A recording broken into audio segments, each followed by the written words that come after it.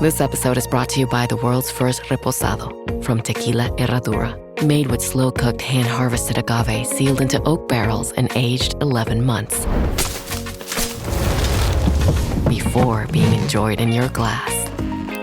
Experience the world's first reposado, Tequila Herradura. Please drink responsibly. Responsibility.org. Tequila Herradura. 40% alcohol by volume. Imported by Brown-Forman, Louisville, Kentucky. Herradura is a registered trademark. Copyright 2025 Brown-Forman Corporation. Hey guys, it's Christian McCaffrey, pro running back. I'm partnering with Abercrombie this season to tell you about their viral denim.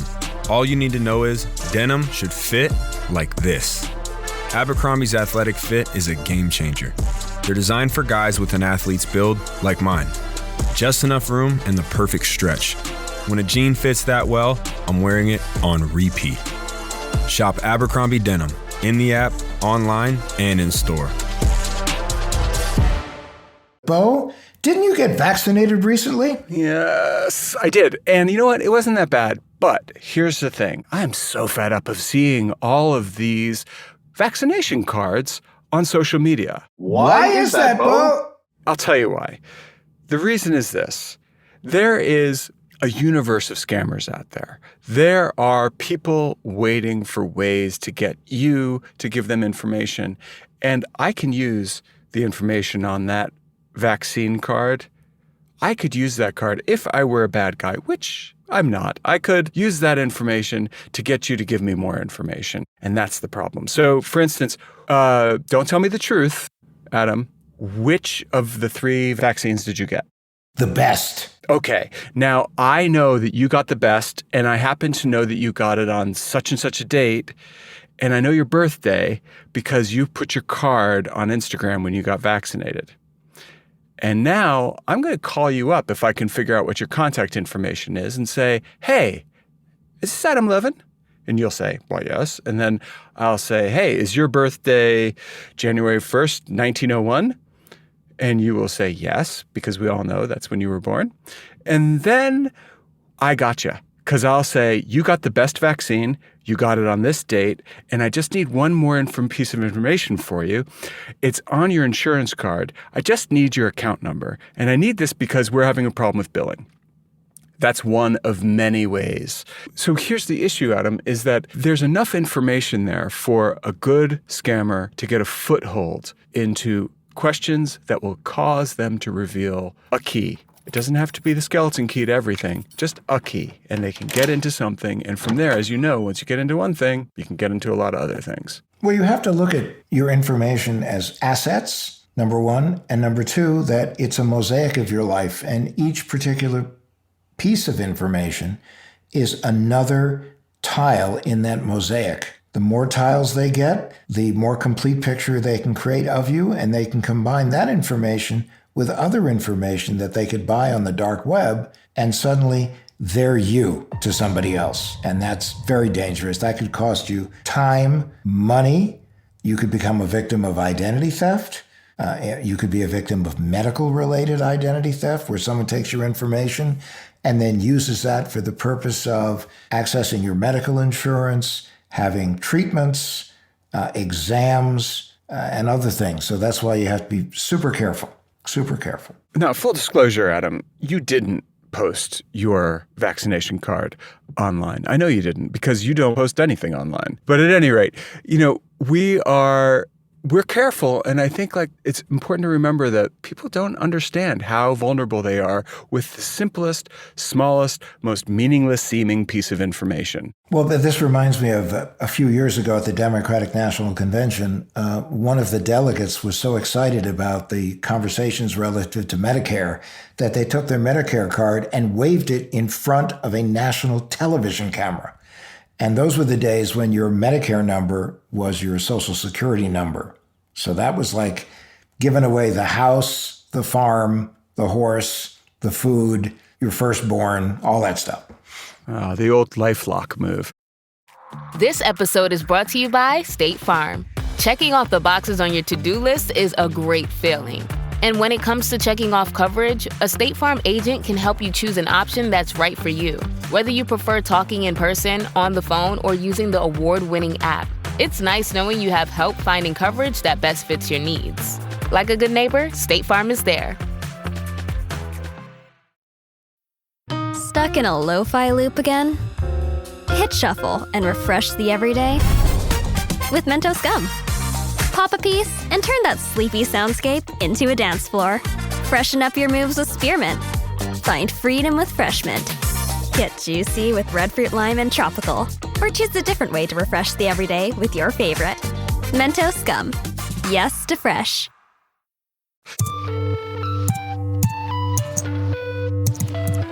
Hi there, I'm Adam Levin, founder of CyberScout, author of Swiped, former director of the New Jersey Division of Consumer Affairs, co-founder of Credit.com. I'm Beau Friedlander. I write about cyber, and I also am really interested in scams, fraud, any kind of privacy-related crime. And I'm Travis Taylor, resident tech guy and occasional voice of God. And we're all here, and this is What the Hack. So, who are we talking to today? We are talking to Aunt Sally. Aunt Sally, which reminds me of a song when I was young, and it was Sally with a red dress. Sally is wearing a red dress, red dress, red dress. Sally's wearing a red dress all day long. But we're certainly thrilled to have you, to have your voice, and to hear about your story. So, first question, where do you live? Where do I live? I live in Olympia, Washington. And where are you now, Aunt Sally? I'm in Kauai, Hawaii, with my niece and my sister-in-law. My first honeymoon was in Kauai. Oh. So, Really? Yeah, so it's a lovely place, and you are a lovely person, and we're thrilled to have you here today. So, Aunt Sally, what are you doing while you're in Hawaii? I'm seeing all the sights, so we had to rent a car so Sally could go see the canyon and see the lighthouse and all the birds and sit on the beach and do artwork. Have you seen any strange birds or? No, but I saw 6 out of 8 birds that are possible to see at that lighthouse. Amazing. What are those? I saw an albatross, I saw shearwater, and I saw the red-footed boobies, and I saw a frigate, and then I saw a white-tailed tropic bird. It was so much fun. So first of all, in a second, I'd love to know more about bird watching because I happen to think that it's fascinating. My son, who's 8.5, loves bird watching. And recently I was watching one of my favorite television shows called Blacklist, starring James Spader.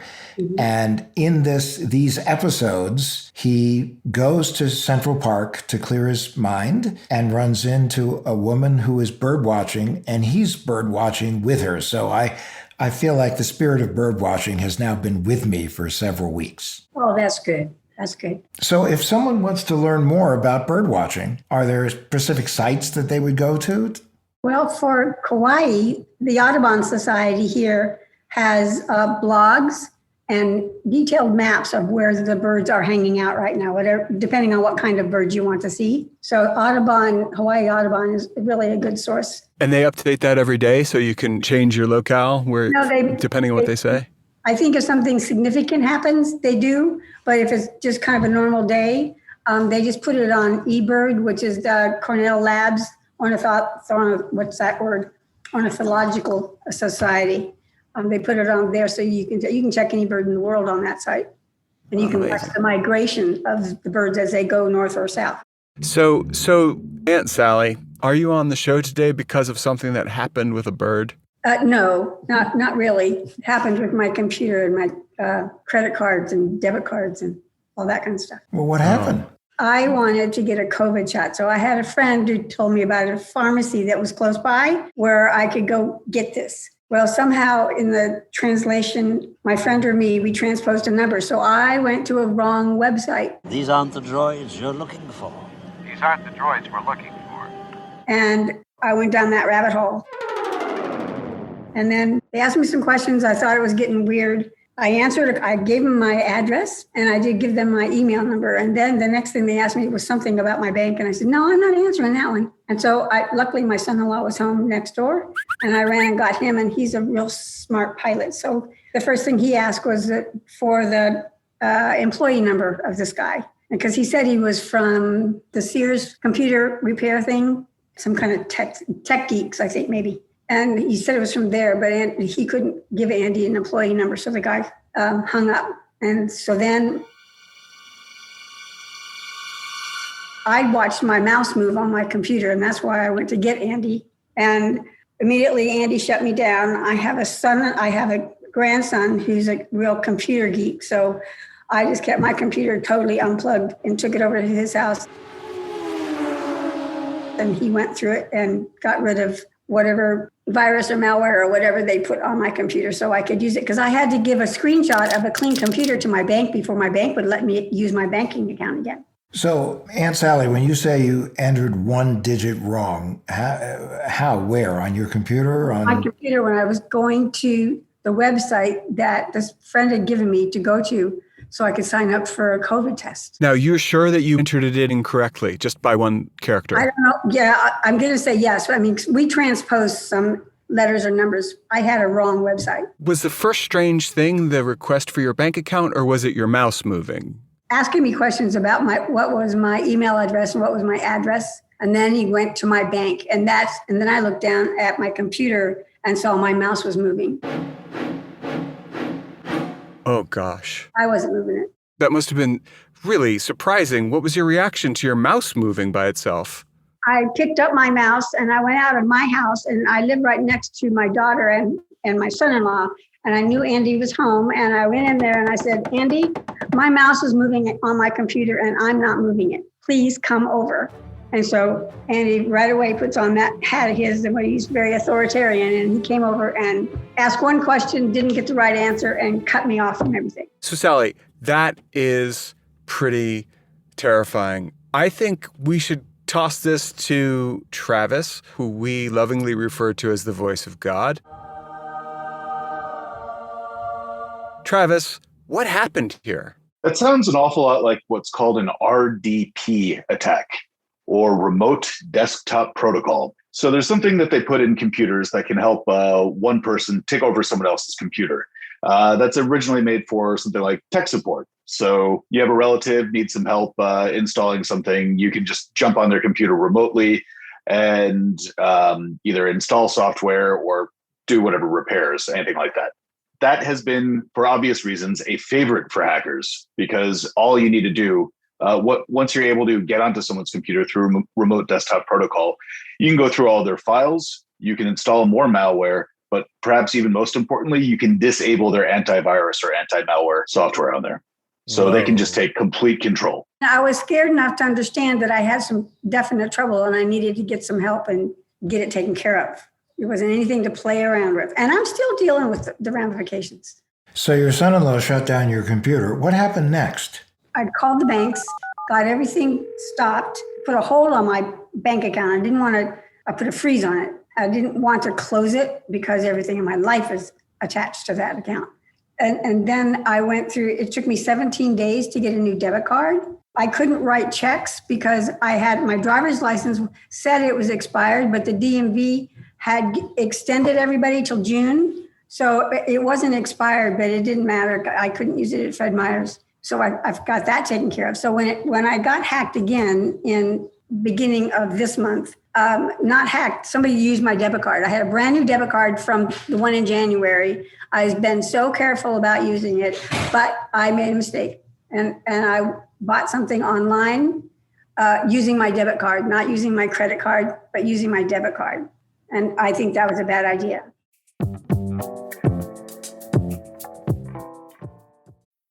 This episode is brought to you by Mott's Applesauce.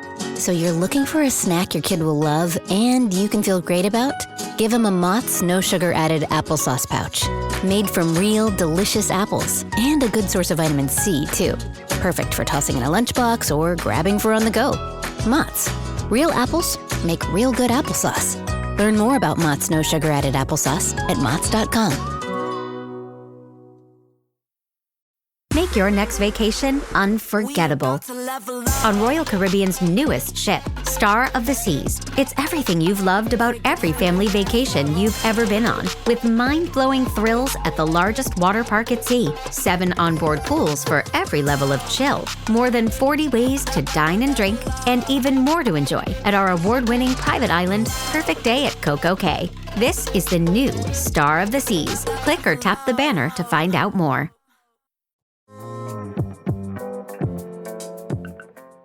Oh, Adam, you have trained me.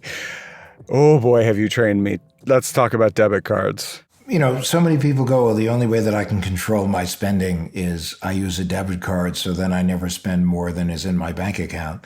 Mm-hmm. But I tell them this is now an adult moment, which is if you're going to purchase anything online, don't do it with a debit card, do it with a credit card. Because a credit card, it's their money. A debit card is your money. That a debit card is the pathway straight into your bank account. It's one that has generally less protections, though they're getting better, than credit cards. And credit cards just give you more time. And the issue is once someone crawls into your bank account and takes money out of your bank account, it may, even though the bank may agree that it was fraudulent, it may take a while for that money to come back. And that could be money that you need for groceries, mortgage, car payment, you name down the list of the things that you need cash for. And it can be a very dangerous thing. So I always say to people, use your credit card, not your debit card when you're purchasing anything online. And not to mention the fact, Adam, that your credit card gives you rewards and your debit card generally doesn't. I know there are rewards with debit cards, but a credit card is like a win on every level. So, Aunt Sally, you said that you made a mistake. Do you not usually use your debit card? No, I mean, I've gotten much more conscientious about where I use it. And forever, I've tried not to use it online because I've always known that was not safe. But I was really tired. I mean, I can remember now, I was really tired, didn't want to get out of my chair. The card was right there. It was to two fabric stores, you know, one in England and one someplace else here in the States. And I thought, you know, these people are going to be sending me linen. You know, I mean, this really could be a scam. So anyway, I ordered the two things and I got one order very quickly within like 5 days because they processed it. The second lady did not. And I filed a complaint against her and she got real pissy. I got my fabric finally, but it took her like 11 days to mail it. But so she didn't plan on mailing it. I think she planned on playing she was in Moscow and getting some money. Stiffen you on the card. Yep, they like to do that. I'm trying to get smarter, but I'm 74 and I sometimes push buttons. You know, that just... Well, we all push buttons sometimes. There are many people out there who collect addresses, internet addresses that are one letter off. And that's for the purpose of scamming people. Just like for years, what they would do is, let's say it was www.microsoft.com, but someone would type Microsoft with two O's, or they would do it .cm. And that's why a lot of companies had to go out and basically buy any URL that even vaguely sounded like, looked like what their web address was, just to protect themselves against people who would try to buy these addresses just for the purpose of people making a mistake, clicking on the wrong link, going to the wrong address, and then opening themselves up to be victims of scams and identity theft. Hey, Travis, how prevalent is that kind of squatting? It's extremely prevalent to the point that places like Microsoft, to Adam's point, have actually gone out of their way to try to get as many domain names and lookalike domain names as possible. One big one, though, is the .cm, because that is, instead of it being a .com domain name, it's actually the country code for the nation of Cameroon. So that's a really, really easy typo to make. And not a lot of companies are going to actually take the extra initiative to try to acquire a domain name in Cameroon. Adam, I'm so sad. All right, Beau, why are you sad? I'm wishing that there was an M in here. You know, the 3 M's. Well, the 3 M's, and this is basically the framework that people should use when they're thinking about doing anything, is how do you minimize your risk of exposure or reduce your attackable surface? How do you monitor so you know as quickly as possible that you have a problem? And how do you manage the damage? Aha! Wait. Then you solved my problem. Because I was sad about this URL squatting not being an M word, but it falls under monitoring. Because really what you need to do now when you're when you're navigating to a website is you do have to look at the URL. And you really have to look at it because it might be Google spelled with 3 O's. Well, it won't be now, but it could be something like that, right? One of the ways to protect yourself against misspellings or typographical errors when you enter a URL on your browser is to, once you've found a site that you know and you know you're going to come back to it, is save it in your favorites. Ah, that makes sense. Don't necessarily rely on history because oftentimes when you update things, it sometimes will kill your history. So save it in favorites. So then when you want to go to it, you just go to favorites, you find it, you click on it, and it's a method to protect yourself. And Travis, is there anything else we need to know about with regard to the device takeover protocol that you described earlier? A big one is to always keep some sort of security software on your computer. Even though an RDP takeover can sometimes disable that, it's still better than nothing. There are a lot of types of malware out there that what they'll do is open up new ports on your computer to that type of attack and then just let it wait. So a hacker can just say, hey, I don't need this right now, but if the system is compromised, I can come back in a month, 6 months, or a year. So definitely keep your security software up to date and do it as Sally did too, which is if you see something strange, act quickly. Unplug your computer, go get help. Don't just sit there and stare at your screen while someone is invading your computer. And you were very wise to do that. And that is something that everyone should take away from this, is that be alert, be thoughtful, and if anything doesn't seem right, assume it's not right. Don't assume it's just you saw something that didn't really happen. And with that, Aunt Sally, we really want to thank you for joining us. I know Beau is going to run out and buy you a red dress now. And I like the song that's Sneaking Sally Through the Alley better than the red dress one. Okay. Well, then when you're back in the States, we'll have to sneak you down an alley somewhere. That's right. Just let us know which alley and we'll sneak you down it. Anyway, thank you so much. And thank you, Beau. Thank you, Travis. Thank you, Aunt Sally. And thanks, everybody, for listening to this episode of What the Hack? What the Hack is a Loudtree Media production in partnership with Large Media. That's LARJ Media. You can find What the Hack wherever you get your podcasts. Be sure to follow us on social media and find additional information at adamlevin.com.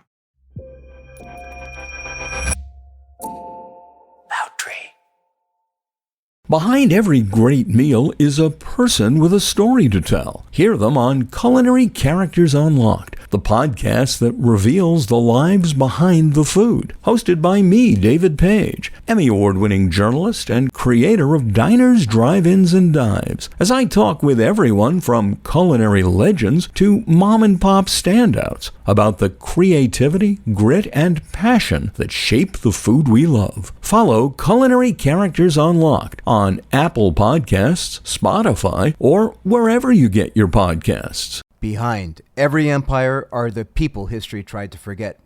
Lost Roman Heroes tells the stories of the remarkable characters who shaped Rome from its mythical beginnings to its final fall.